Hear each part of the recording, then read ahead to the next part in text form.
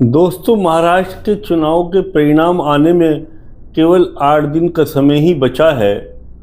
मैं आपको बतलाऊंगा कि कौन सी पार्टी कितने वोटों से जीत रही है, किसका पलड़ा भारी है। पलड़ा भारी महाआघाड़ी का है, महाविकास आघाड़ी का है या महायुति का है। ये मैं आपको आगे चल के पूरे विश्लेषण से बतलाऊंगा।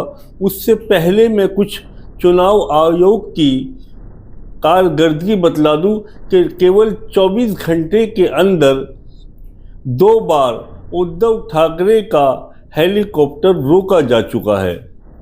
यानी एक भूमिका महाराष्ट्र के इलेक्शन में चुनाव आयोग की भी देखी जा रही है, जो रूलिंग पार्टी की तरफ से इसके इशारे पर हो रही है। और दूसरी तरफ यानी विपक्ष महाविकास आघाड़ी भी अपनी पूरी ताकत झोंक दी है किसी तरह से भी इलेक्शन को जीतने के लिए। जहाँ के तक बात की जाए महाविकास आघाड़ी की, तो महाविकास आघाड़ी के वरिष्ठ नेता का कहना है कि हम 165 से 170 सीटें ला रहे हैं। पवन खेड़ा कांग्रेस के जो मजबूत इस नेता हैं, उन्होंने इन शब्दों को कहा। तो उसी तरफ दूसरी तरफ कांग्रेस महायुति के अजित पवार जी ने कहा कि हम 175 से 180 ला रहे हैं। तो इसमें कोई दो राय नहीं है।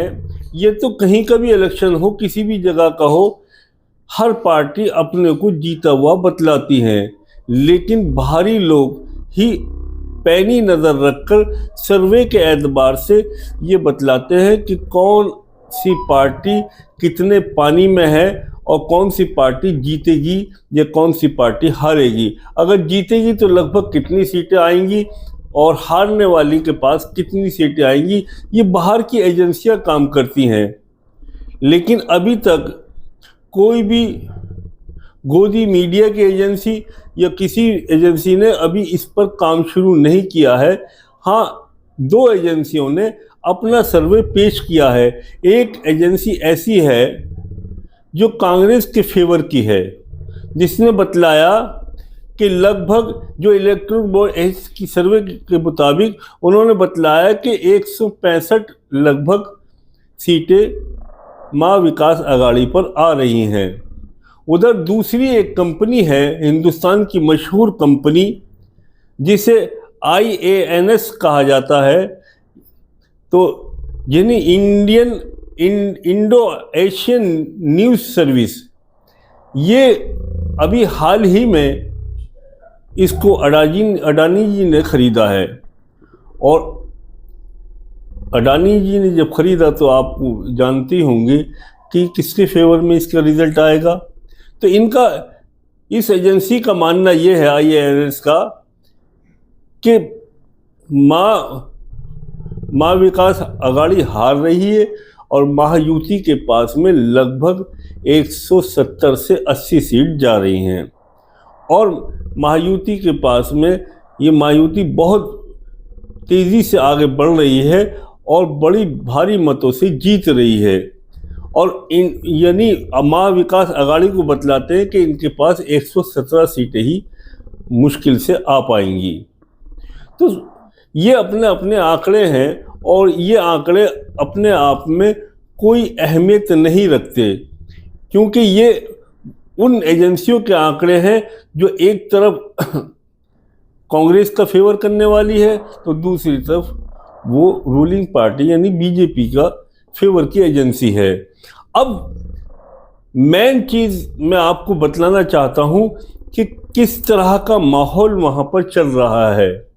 हाल ही में इस टाइम क्या माहौल है और कौन सी पार्टी कितनी सीटें लेके जा रही है, ये सर्वे से पता चलता है।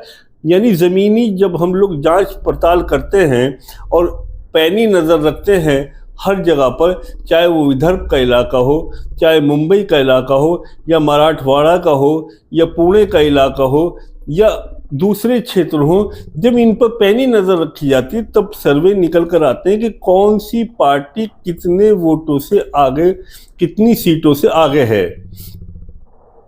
तो अगर हम बात करें विदर्भ की, विदर्भ के अंदर कांग्रेस का पलड़ा जबरदस्त भारी है।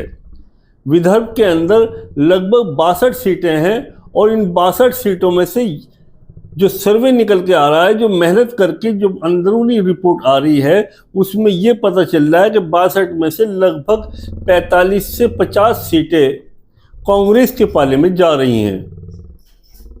अगर हम बात करें दूसरी तरफ मराठा की, तो मराठा के अंदर भी लगभग ऐसे ही माहौल है और यहाँ पर मराठा के अंदर भी कांग्रेस का पलड़ा भारी है, क्योंकि मराठा के अंदर जो है वो लगभग शरद पवार जी का यहाँ बहुत प्रभावशाली इलाका है। शरद पवार जी का ये एक तरह से कर्म भूमि भी है और यहाँ पर इन्होंने बहुत बड़ी मेहनत की हुई है। अगर हम बात करें मुंबई की, तो मुंबई एक ऐसी जगह है जहाँ पर पूरा प्रभाव जो है वो उद्धव ठाकरे जी का है। उद्धव ठाकरे यहाँ के एक मजबूत और स्तंभ नेता हैं। उद्धव ठाकरे बाला साहब ठाकरे के से ताल्लुक़ रखते हैं, उनके बेटे हैं और शिवसेना के एक तरह से मालिक हैं और उनका यहाँ पर बहुत ज़बरदस्त प्रभाव है और बहुत बेहतरीन वो महाराष्ट्री ज़बान के मालिक हैं। और वहाँ के अंदर ये देखा गया है कि मराठी लोग जो हैं अपनी उन भाषाई लोगों को पसंद करते हैं जो मराठा की भाषा बोलते हों, जो वहाँ की क्षेत्रीय भाषा बोलते हों, और इसके अंदर उद्धव ठाकरे जी को महारत हासिल है। तो ये यानी मुंबई का इलाका पूरी तरह से उद्धव ठाकरे की जो शिवसेना है उसकी तरफ जा रहा है। यानी यहाँ पर जो लगभग 12% अक़लियत है, यानी मुस्लिम वोटर हैं, वो उद्धव ठाकरे के पक्ष में हैं और जितने भी यहाँ पर दलित वोट हैं वो भी उद्धव ठाकरे के पाले में हैं। और जो अगर हम बात करें गांव देहात की, तो जितने भी किसान वोट हैं, किसान लोग हैं, वो जो सब हैं वो उद्धव ठाकरे की तरफ हैं। इसी तरह से अगर पूरे महाराष्ट्र का सर्वे करें, वेस्टर्न महाराष्ट्र का, पश्चिमी महाराष्ट्र का, पूर्वी महाराष्ट्र का, तो ये सर्वे निकल के आ रहा है कि शहरों से ज़्यादा जो देहात है वो महा विकास अघाड़ी के साथ पूरी तरह मजबूती से खड़ा है और महा विकास अघाड़ी इन लोगों के साथ में एकजुट होकर खड़ी है। और जितने भी गांव देहात के इलाके हैं वहाँ पर बीजेपी के लोगों को और या अजीत पवार के लोगों को या एकनाथ शिंदे के लोगों को गांव देहातों में घुसने ही नहीं दिया जा रहा। तो इससे एक नतीजा, एक लहर नज़र आ रही है कि लगभग गांव, शहर, मराठवाड़ा, विदर्भ, मुंबई और तमाम महाराष्ट्र से जो एक नतीजे निकल के आ रहे हैं, तो लगभग महा विकास अघाड़ी जो है 55 से 60% वोट महा विकास अघाड़ी के पाले में जा रही हैं। यानी महा विकास अघाड़ी जो है लगभग ऐसा महसूस हो रहा है कि 160 सीटें तो तय है कि 160 महा विकास अघाड़ी पर आएंगी। हो सकता है कि 4-5 सीटें और बढ़ जाएं, यानी 65-67 भी हो सकती हैं। और दूसरी तरफ देखा जा रहा कि महायुति की जो है वो ज़्यादा से ज़्यादा बीजेपी जो है अपने बलबूते पे बहुत ले जाएगी, तो 50 से 60 सीट मुश्किल से लेके जा सकती है। और इधर जो अजीत पवार जी हैं उनका तो बिल्कुल मामला माइनस में है, ज़ीरो जा रहा है। थोड़ी सी सीटें आएंगी तो 20 से 25 या 30 सीटें अगर आती हैं तो एकनाथ शिंदे की आती हैं, एकनाथ शिंदे की अपने बलबूते पे सीट आएंगी। क्योंकि महा विकास अघाड़ी का जो पलड़ा हल्का इसलिए भी है क्योंकि ये एक दूसरे के अपोजिट भी इन्होंने अपने उम्मीदवार खड़े किए हुए हैं। लेकिन उधर जो देखा जा रहा है माँ विकास आघाड़ी में कि वो तीनों जो तिगड़ी है वो तिगड़ी इतनी मजबूत है और इतने मंझे हुए लोग हैं कि वो महाराष्ट्र के एक पुराने टाइम से बड़े स्तंभ के रूप में राजनीतिक माने जाते हैं। यानी मैं बात करूं बुजुर्ग नेता 84 वर्ष शरद पवार जी की, तो शरद पवार जी महाराष्ट्र के नहीं पर पूरे देश में जो है चाणक्य माइंड के माने जाते हैं। उनकी बिसात बिछाई हुई बिसात जो है वो बड़े से बड़ा महारथी भी, बड़े से बड़ा राजनीतिक भी काट नहीं सकता, ऐसा विशेषज्ञों का कहना है। और दूसरी तरफ जो बड़े महारथी हैं वहाँ मौजूद, मराठी भाषा के माहिर उद्धव ठाकरे, हिंदू हृदय सम्राट के बेटे, उनकी ज़बरदस्त मुंबई के पूरे क्षेत्र के अंदर ज़बरदस्त पकड़ है। और मज़े की बात यह है कि वहाँ जो मुस्लिम वोट जो कभी शिवसेना को मिलने का मतलब ही नहीं होता था, आज उद्धव ठाकरे के साथ में मुस्लिम वोटों का भंडार है। मुस्लिम वोट जो है वो हैदराबादियों को नहीं जा रही है, ओवैसी के पाले में नहीं जा रही। मुस्लिम वोट टोटल जो है जा रही है वो मुस्लिम वोट टोटल जो जा रही है वो टोटल उद्धव ठाकरे को जा रही है। तो इस तरह से जो आंकड़े निकल कर आ रहे हैं तो वो लगभग महा विकास आघाड़ी को आगे बढ़ाते हुए ही नज़र आ रहे हैं। ये अलग बात है कि जो बीजेपी है, बीजेपी के साथ में जो पूरा तंत्र है, पूरी मशीनरी है, प्लस चुनाव आयोग है, प्लस आरएसएस है, तो ये अलग बात है। फिर प्लस उनके पास में पूरी तरह से धन है। तो इस बलबूते पे वो लोग इस बात का दावा कर रहे हैं कि हम इलेक्शन को हरियाणा की तर्ज पे जीत जाएंगे, हरियाणा बना के छोड़ेंगे इसको। लेकिन आज के जो हालात हैं, आज का जो सर्वे है, आज का जो निकल कर आ रहा है, उसमें लगभग 157 से और प्लस 160 तक सीट जो है माँ विकास आघाड़ी के पाले में है। माँ विकास आघाड़ी बहुमत से काफ़ी ऊपर है और ऊपर ही माँ विकास आघाड़ी को रहना चाहिए।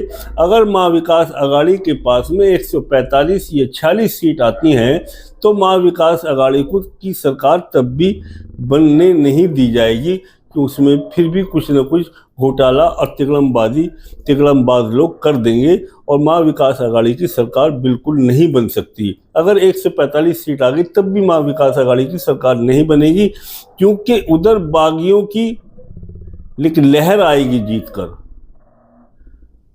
वो बागी जो है ना खेल बिगाड़ेंगे, और इस खेल बिगाड़ने सुधारने के माहिर जो हैं वो अमित शाह जी हैं।